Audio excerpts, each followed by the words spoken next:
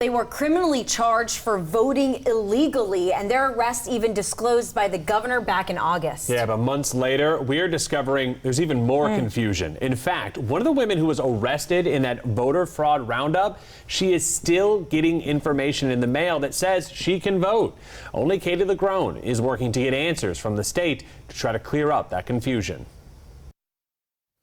Oh my God. When Tampa police arrested Romona Oliver back in August for illegally voting during the 2020 election, Oh my God. police body cam footage shows the 56-year-old caught completely off guard, confused over why. I voted, but I ain't commit no fraud. Voting when you're not supposed to. Why, are we going to jail? Like most of the other 19 former felons arrested as part of Governor DeSantis' voter fraud roundup. We're not just going to turn a blind eye to this. The days of that happening in Florida are over.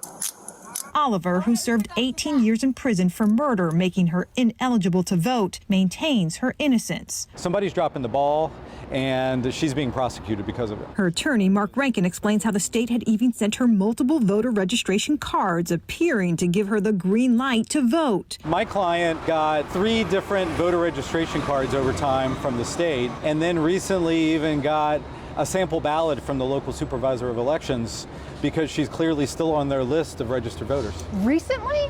A couple of weeks ago. He provided us with a copy. The sample ballot mailed to her by the Hillsborough County Supervisor of Elections office is for the upcoming general election and details everything she needs to know to cast her vote by mail, early or in person, November 8th. It just blew my mind that she was still on their list and that she'd gotten that in the mail. What does that tell you?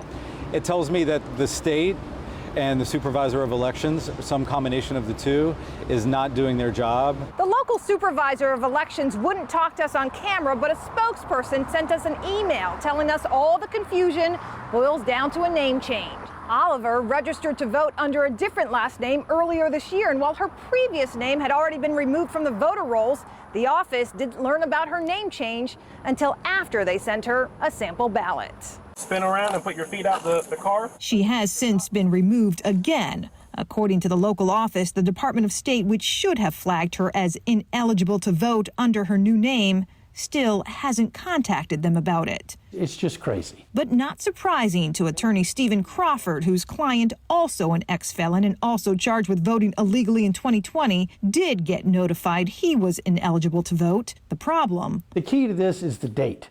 It basically is telling us 2 years later that we can't vote. Okay, thank you very much. That helps a lot. What was your reaction, sir, when you saw this letter? When I saw this letter, my reaction was, this is classic CYA.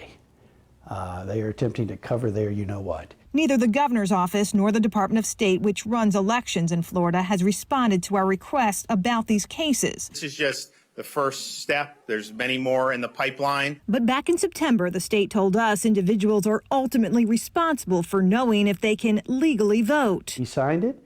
They mailed it in. Crawford tells us the state has already offered his client what he describes as a very lenient plea deal. No jail time, no probation. Problem is they want us to plead guilty. And we're not pleading guilty to something we didn't do. They dropped the ball. They know it. I was headed to work when y'all stopped me. Last month, one of the 20 former felons arrested as part of this roundup had his case dropped over jurisdictional issues. I'm Katie LeGrone reporting.